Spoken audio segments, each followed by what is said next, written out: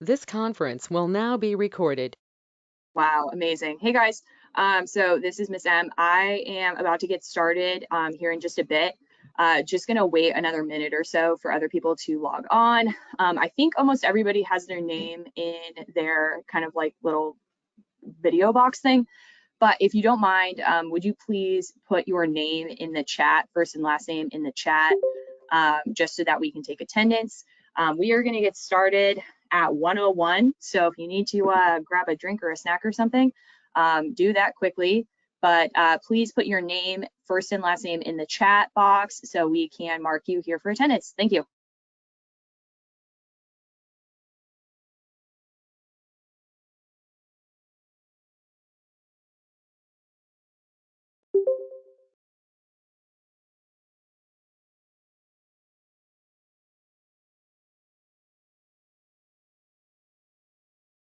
All right, wow, look at the time. It's 1:01, so we're gonna get started. So hello, everybody. Welcome to College 101. Thank you so much for being here. If you logged in after I had said this, please just put your first and last name in the chat so that we can mark you here for attendance, and you will not suffer the consequences of not attending a College 101 session. So in the interest of time, just gonna get going and get us started. So we've got our course syllabus today. So we'll run through obviously college advising staff, most important thing, but then also what Maya Learning is, researching colleges, building your list, UT Austin and A&M admissions, basics about applications and kind of what to expect, types of admission. We'll talk about testing, finish up with financial aid and scholarships, just a quick little dive into that.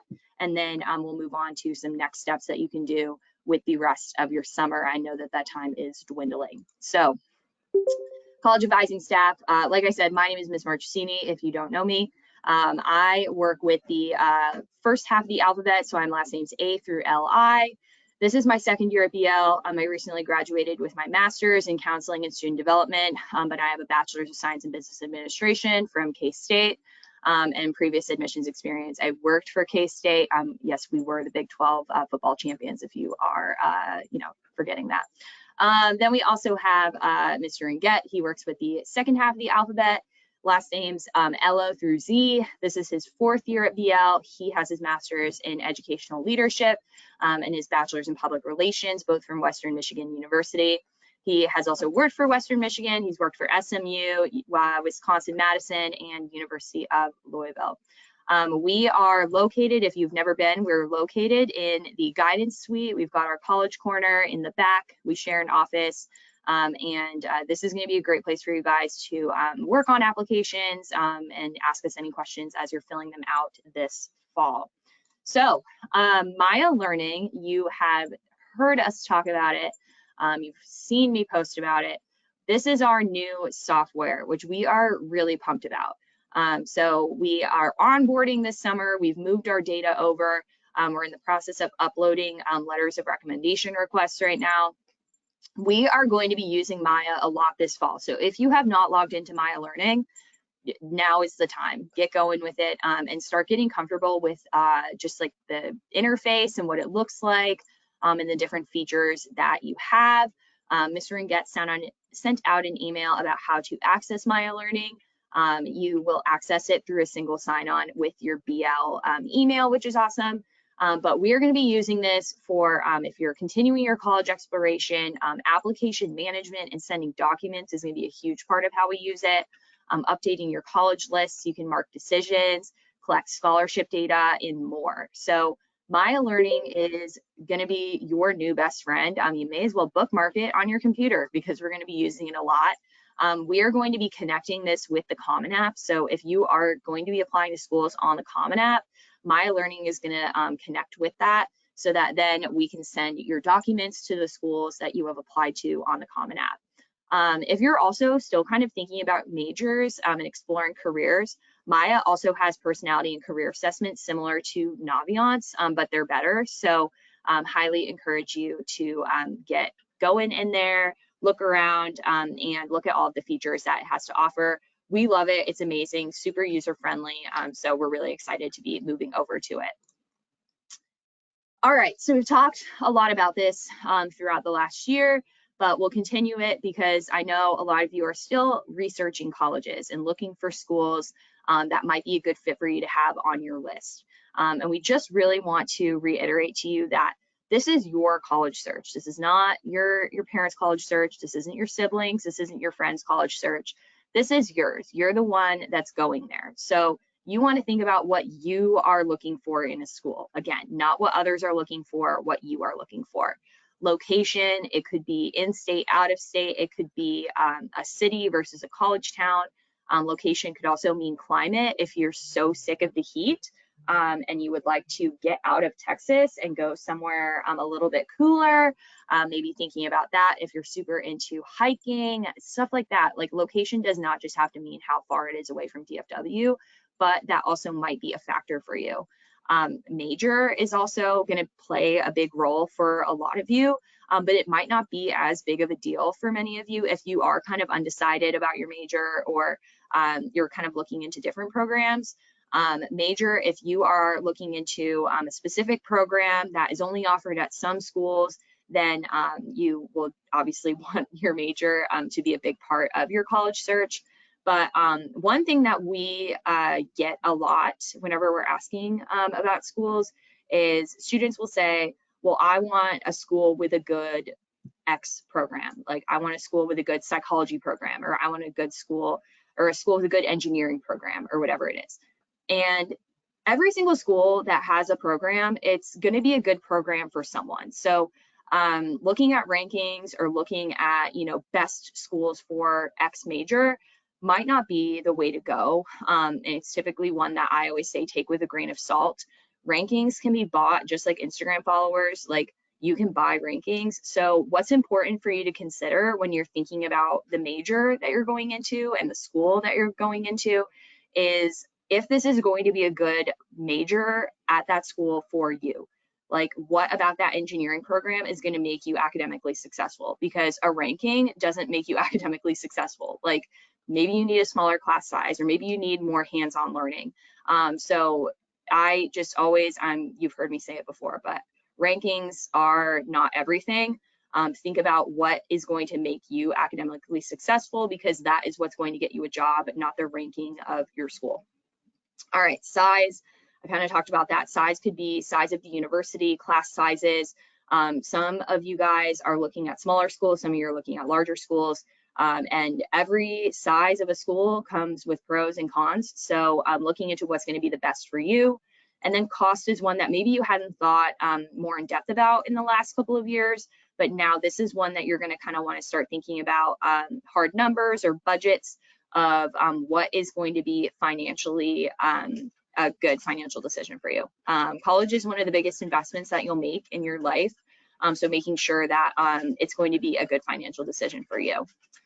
All right, so if you're still researching colleges, we highly recommend visiting college campuses.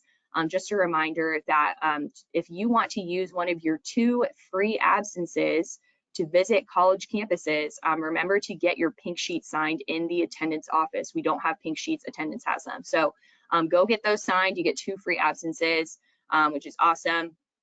Attend college fairs and talk to reps when they visit. We already have representatives that have signed up to come visit VL, which is really cool. And last year we had I would probably say over 125 at least reps that came from all over the country. And we even had some international schools, which was great.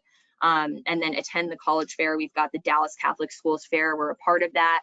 It's held in September at Jesuit. This is an incredible college fair. I really can't stress it enough. Even though you're not necessarily, maybe you have your list already built and you're not looking for new schools, go talk to the schools that are on your list. And talk to the reps, because these are the people that are going to be reading your applications. So it's really important that you build a good relationship with them. Maybe you'll learn something new at the college fair, but it's always great to have a face-to-face connection with the people that, again, will be reading your apps. And then finally, come talk to your college advisor. If you want to add any schools to your list, if you're still building it, come prepared with some preferences. If you answer I don't know to all of the questions at the bullet points above when we ask about location, major, size, etc., and you answer I don't know to everything, then we can just sit there and look at each other because we don't know what direction to move in. So come prepared with some ideas, with some preferences. We definitely need something to work with. All right, building your list. Start building it now, and you can always edit it. So you can build your list in pencil right now is what I kind of like to say. You can always add schools, you can always erase schools. But right now you should build your list and start figuring out what schools you are definitely going to be applying to when applications open. Some applications are already open, but a lot of them open August 1st. So it's good to have at least 80% of your list finalized by the time August 1st hits, okay? There is no magic number of schools to apply to. All of you on this call are going to be applying to a different number of schools. So you could have more than 10 schools, you could have less than 3 schools. 3 to 10 is typically the range of most students, which that's a wide range. So the number is personal to you. Depending on the schools that you're applying to, depending on the range of, you know, admissions kind of competitiveness, you could say, that is what kind of dictates the number of schools that we recommend that you apply to. So if you're applying to a lot of schools that we would consider a reach school, you might have a higher number of schools on your list because we're also going to want you to apply to some schools that are going to be a match for you admissions wise, that we know you will be admitted to. Because I don't like having a ton of schools on the list where it's a bunch of question marks on what the admissions decision is going to be. You definitely want to have some in there that you know are going to be good options and that fit a lot of the criteria that you're looking for in a school. We also want you, especially this year, we want you to be realistic about your chances of admission for the school. And if you have questions about that, please come talk to us. But Maya Learning also has admissions data from past years. So if you are building your list in Maya Learning and adding schools to the list, you can click into each of them, and in the admission tab, you can see what the admissions decisions from BL students were. I think the range, that's the default, is 2019 to 2023 for that scatter plot.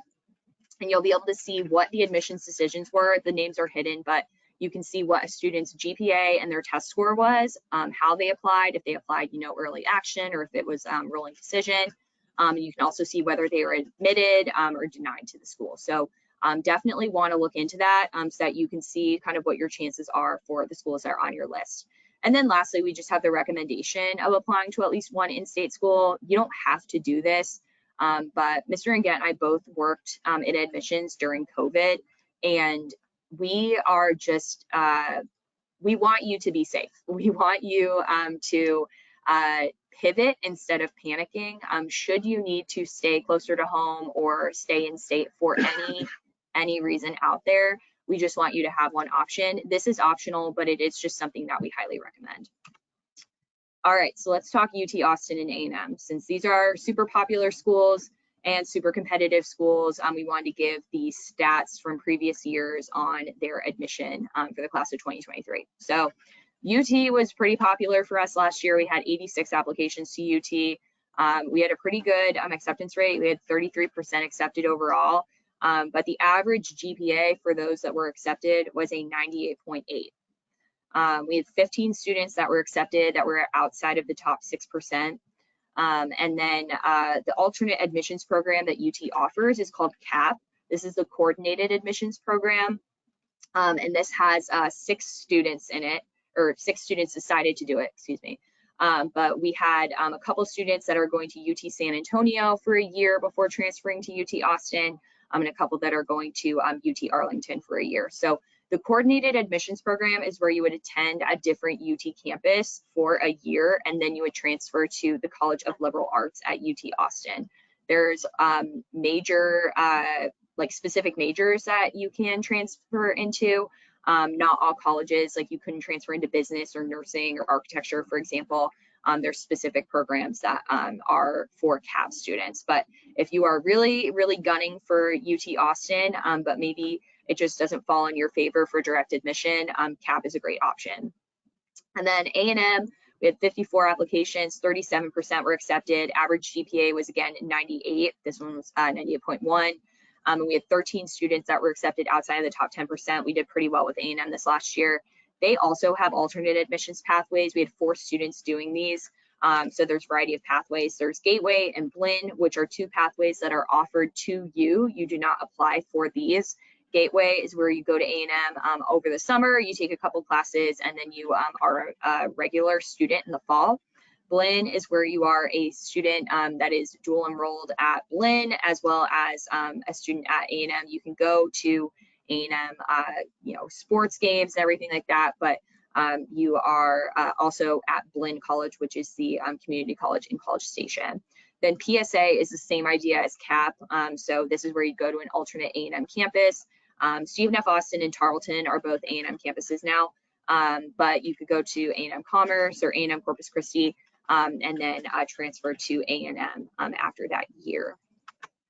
All right, so applications. This is really coming around the corner. So if you've been zoning out, here you go.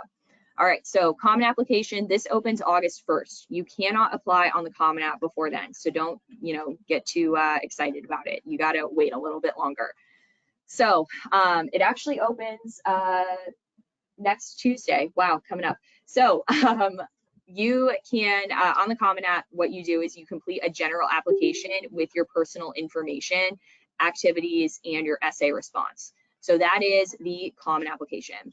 And then you will add schools to your list, and each school is going to have their own application questions. So A&M, for example, is going to have their own short answer and scholarship questions in their application. Out-of-state schools are going to ask about residency. So each school is going to have their own application questions. When you submit your applications, your Common Application will go to that school as well as their school-specific application. You do not have to apply to all of your schools at once, but you will apply. You can go one by one and apply. But what you can do right now is you can start filling out your Common Application, but any information that is in the My Schools list, so the list of schools, if you start filling out an application to a school, all of that will be erased on August 1st because that's when it rolls over. So that's why you can't apply before then. The Common Application for this upcoming year starts on August 1st. You can apply on August 1st if you want to. That's what your heart desires. But you can fill out the general Common Application right now, and that information will roll over to your next application. When you create a Common Application account, I'll talk about this later, make an email address that is just for college applications. I can't say it enough. Please do that because you are going to get so many emails and you want to be able to easily access your emails from schools and also easily access your Common Application account. Okay, so make an email address that is only for Common App or only for college applications. You can use it for Common App. You can use it for any application, but just make sure you're only using it for college stuff. Apply Texas, same kind of thing as the Common Application. This one opened July 3rd, and this is in-state schools only. So some in-state schools are only on Apply Texas. So definitely look into that. If they're not on the Common Application, they might just be on Apply Texas. You would have to create an Apply Texas account, but it's a similar format to the Common Application. If you're applying only to in-state schools, then I would say Apply Texas is probably your way to go. It's just pretty easy, and you don't have to make a Common Application if you don't want to. Direct to institution, this is applying directly on a college's website. So I know some of you have applied to Arkansas already. That's what a lot of people have done so far this summer because their application opened on their website in July, but the Common Application opens August 1. So it's great to get a little head start on that. Every college has different opening dates. So now we don't really have to worry about it because a lot of them, if they haven't opened already, they're opening on August 1 for the Common App. But if you're only applying to one or two schools, then maybe you just do direct to institution. You apply just directly on their website, especially if they don't have essays or anything like that. It's just great to just get it done on their website. If any of you are looking into schools in California, the public schools in California, there's the UC app and then the CSU application. These are for California public universities. So you'll have to create that account and fill out the UC and CSU. That opens in October. All right, how do you prepare? So you got like a week left. So it's great to do this now. Complete a spreadsheet with your college list and the dates the applications are open and due, what materials they need, the application fee amounts, etc. If you search my name in your email or in your deleted items folder, I sent an email earlier in the summer that had a template for a spreadsheet. So if that at all sounds interesting to you, or like it might keep you, in check this fall, just search my email or search my message in your email. You can search my name and you should find it. I know I send a lot of emails, but I attached a spreadsheet to that one that I sent earlier this summer. How do you prepare? Resume brag sheet. So the resume, having a resume, this basically is a copy and paste kind of thing from your resume to the common application activities section. So it can just save you some time if you already have that done. And then if you haven't thought about your essay yet, I'm sorry to burst your summertime bubble, but kind of start thinking about it. Start getting your brain revved up. You got school coming up soon. And you want to get started on just thinking about your essay now. If even writing the essay for you just sounds like a bore, like just start thinking about your topic so that then you can get started on it, brain dump ideas, do voice to text, use the notes app in your phone, whatever is going to help you get in a creative zone to write your essay. In Maya, I also uploaded the Writing a Great College Essay PowerPoint that Mr. Ringat and I did in all of the English classes this last spring. You see it there, pro tip, create an email address that you're only going to use for college applications. When I tell you you're going to receive a lot of emails from colleges throughout the next year, that is an understatement. Like, you are going to be bombarded with emails from colleges throughout the next year. So we don't want you to miss the important emails that are notifying you of your admissions decision and how to create a portal for you to figure out your admissions decisions, scholarship applications, housing processes. Like, you don't want to miss this information. That's why I keep harping on you to create an email address that's just for college stuff, so that this doesn't get mixed in with your BL email and all of your emails from me and Mr. Ringat about classes or emails from your teachers, everything like that. Like, you just want to have an email address that is only for college applications. So make one and then use that for all of your applications. That is how colleges are going to get in touch with you to let you know, like, whether you've been admitted, how to create a portal, stuff like that. Okay, types of applications. So early action, you'll hear us say early action or EA. This is typically the earliest application deadline that a school will offer, and this is typically November 1st. So early action applications, the way this works is they are all collected and then they are read before the regular decision applications, because the regular decision deadline is after the early action deadline. So they only have the early action students. We highly recommend applying early action deadlines if your schools have them, because applying early action does give you the option of being deferred. So typically in a regular decision kind of round, like it says at the bottom, you go through one reading cycle and you are either admitted, waitlisted, or denied. But early action gives you the option of being deferred, which means that you get a second read. And being deferred does not mean that you are denied. We had a lot of students that were deferred from schools this last year that ended up being accepted in the spring during the regular decision round. So we highly recommend applying by early action deadlines if your schools have them. A, it gets it out of the way and you don't have to worry about doing any applications over Christmas break. And B, you get your admissions decisions earlier and you have the option to be deferred. So then regular decision, this is typically the latest deadline that the school will accept your application by. This typically falls during January or February. Regular decision applications go through one reading cycle, and that is the regular decision applications with the early action and the early decision application. So it's the biggest pool that you're being compared against, but you must get your applications in by the regular decision deadlines. You can't apply after a regular decision deadline has passed. Early decision, this is the most restrictive type of application. We get a lot of questions about early decision. This basically says you sign a binding agreement that if you are accepted to that university, you are committed to attending that university. So ED is pretty serious because, again, it is a binding commitment, like you sign a contract. So you have to have a serious, realistic discussion with your parents and your counselor before applying ED. Like Mr. Ringat or I have to sign off on the fact that we've talked to you about the early decision agreement and what that means, and then you have to have that contract signed. You can only apply early decision to one school, obviously, because you can't commit to going to multiple places. But early decision is definitely something that is a pretty serious commitment to the school. And a lot of public schools don't offer early decision. It's mostly offered by private schools. So if you're thinking, well, I'm going to apply early decision to UT, they don't offer it. So it's only offered by certain kinds of schools and certain like types of schools. So it's just something to think about, but also it's something that you really have to have a serious conversation about. And then lastly, rolling admission. So applications are reviewed as they're received. Admissions decisions roll out throughout the fall and spring. So schools like K-State, KU, Mizzou, Ole Miss, Alabama, Mississippi State, Oklahoma State, you can apply and then about 2 weeks to a month later, you'll get your decision, just depending on how like slammed their admissions office is with applications. So that is a pretty simple process, which is great. They typically have criteria that's like plain and simple on their website of what they look for in admissions. Typically it's a GPA threshold, and then you're admitted to the school, which is awesome.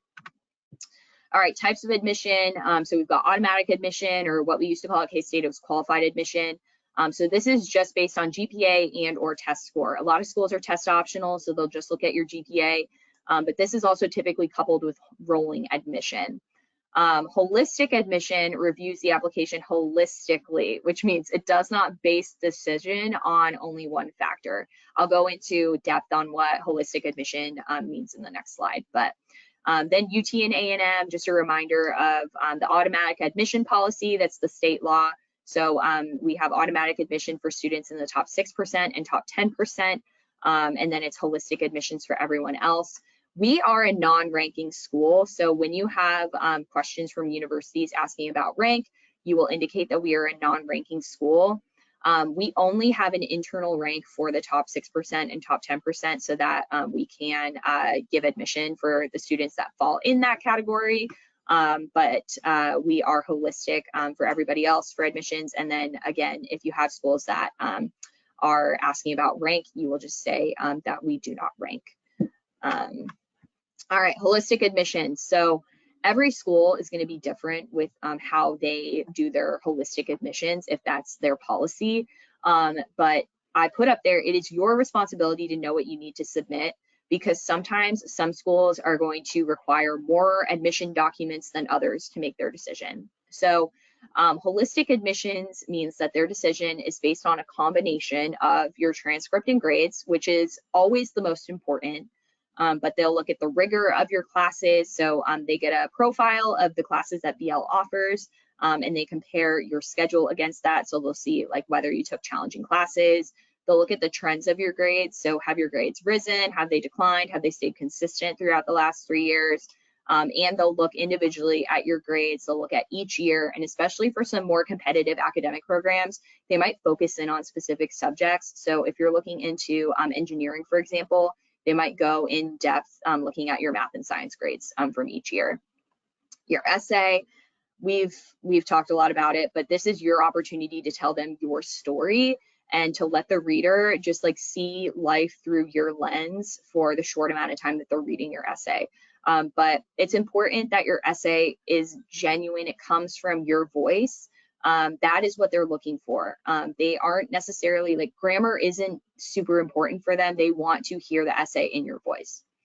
Resume, if they ask for your activities, they will never really ask you to submit an actual resume, but we have you create one, A, for any like jobs or internships that you want this next year, but then B, for you to copy and paste into activities sections of applications. But they like to see consistent involvement in a few things versus short stints in many things. They'd rather have you be involved in 3 things over the last 3 years than be involved in 300 things for 1 year or like even like 6 months each, you know, so they're looking for more consistent involvement. Letters of recommendation, schools actually do read those. So that's why we had you also submit your recommendation requests, and we're uploading them. Schools actually do read your letters of recommendation, and they want to hear it from teachers. They want to hear about you as a person, but also who you are in the classroom, what kind of student you are, how you're going to be on their campus. Demonstrated interest, some schools weigh this differently than others, But demonstrated interest is just the number of touch points that you've had with the school. So when we have the rep come visit, like go talk to them. That's a touch point. Like go on a campus visit if you're interested in the school. So demonstrated interest, I like to say it could be gaslighting the school into thinking, them thinking that, you know, they're your number one, even though they're like your number 6. But demonstrated interest is always something that looks great, except for larger schools like UT and A&M, I'll just say that. But for schools like Baylor, for example, they are so big on demonstrated interest. Like they want to think that they are your number one school. So schools like Baylor, Tulane, they love demonstrated interest, and that plays a huge role in who they decide to admit for their incoming classes.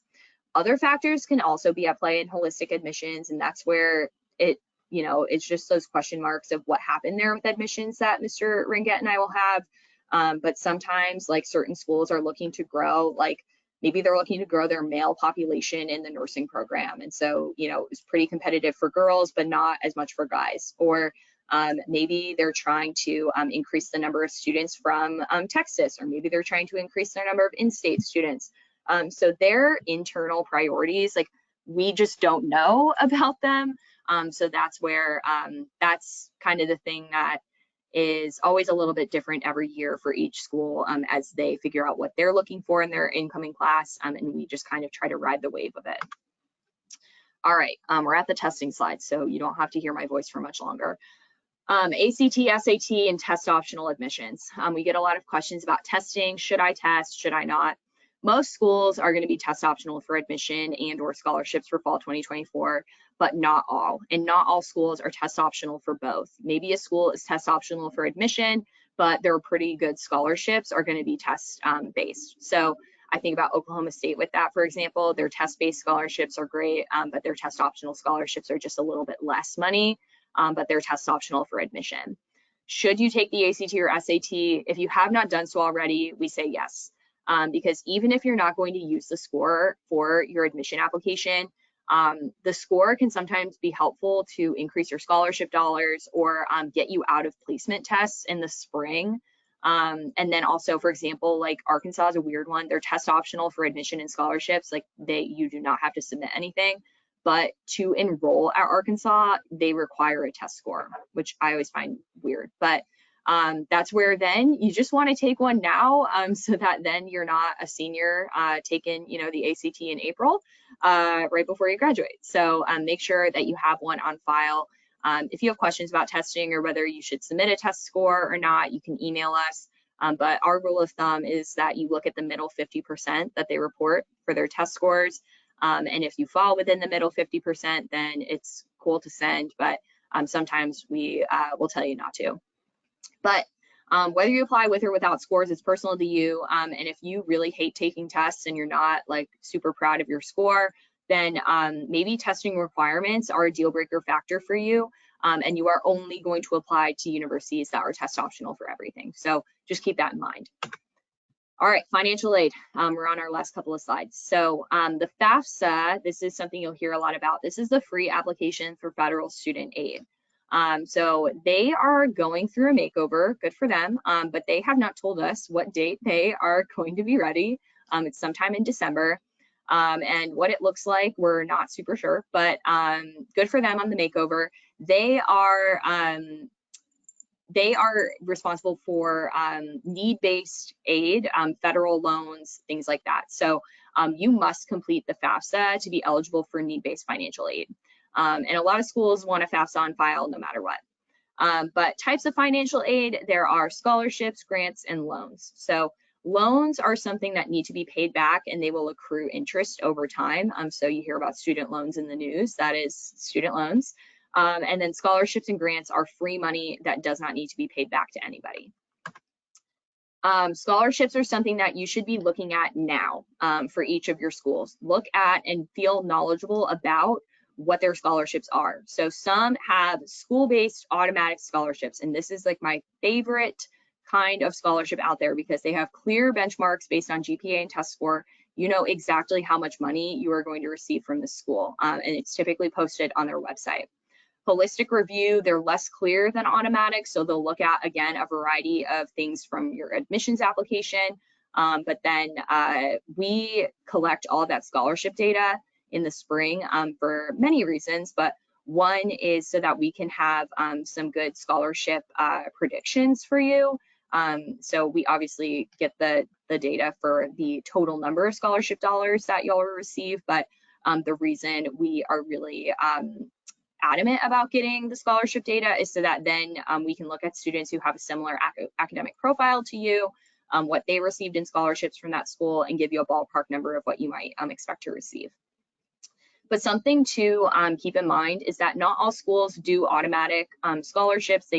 Not all schools are just simply going to look at your admissions application and do scholarships from there. Some schools are going to have additional applications or essays that you need to be aware of.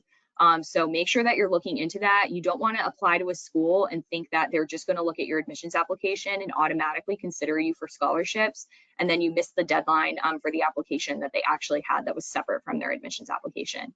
So keep that in mind. And then private scholarships, these are something that you must apply for on your own, but we recommend checking the various websites. We've got some listed there, but we also have a great list of websites and everything in that we send out.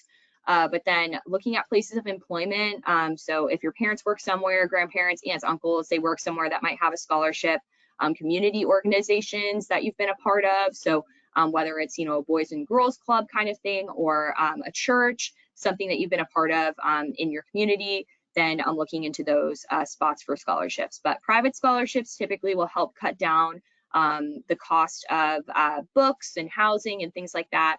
And school-based scholarships are typically what cuts down on the biggest chunk of tuition for you. All right, now we're on the last slide. Wow, I was able to fly through this. You are welcome. So what now? What can you do with your last, cherished days of summer? So research colleges and build your list. You should try to have your list pretty much finalized by August 1st. When August 1st rolls around and you're making your Common App application, you should know the majority of the schools that you absolutely know you are going to apply to. You should start your essay writing process if you haven't done so already. The essay writing process can be the idea conception, or it can be actually writing your essay, whatever you need to do to just get your brain started and thinking about your essay. Create your resume if you haven't done so already. Again, the benefits of having a resume, it's great for any leadership positions that you might apply for, but also jobs, internships this senior year, and also for filling out the activities section of the Common App. Maybe you are going to focus on some test prep for some upcoming ACT or SAT tests. Visiting colleges, you still have time to do that over the summer before the students get there. So if you wanted to, you could visit some schools. This is an old slide, obviously, because we are already into Maya Learning. So log into Maya Learning. There is no TBD date. You can log in today. So you should look into that. Mr. Inget sent out an email about how to get in there. And then finally, the most important, if you don't follow already, what are you doing? Follow BL College Advising on Instagram. I post a ton of content that is specifically for you seniors. So make sure that you follow BL College Advising on Instagram if you have an Instagram account. I definitely post a lot, but I'm going to be posting about the visitors that we have, campus visitors from different schools. We do Takeover Tuesdays. We're continuing that this next year. Super pumped about it. So follow BL College Advising on Instagram if you don't already. Mr. Inget and I are here this summer. If you want to schedule a meeting with us, shoot us an email. If you want to make sure that we're going to be here and we can have a dedicated time, we can Zoom with you, you can call us, or you can meet with us in person. But keep us updated. If you have kind of been intimidated or a little bit afraid while starting this process, I totally understand that. But my kind of advice for you is that you'll drown if you just kind of stay where you're at. You got to start swimming somewhere. You got to start making some moves, and we can help you figure out what your plans are going to be for this next year. But if you kind of stay still, that's when things get to be overwhelming and you drown. So we are here to help you. We are not here to do your applications for you, contrary to popular belief, but we're here to help you through it. Let us know how we can be of assistance. you guys are finished. Thank you for those who will be watching this recording. I know I'm very lucky that I was the one to be recording this one.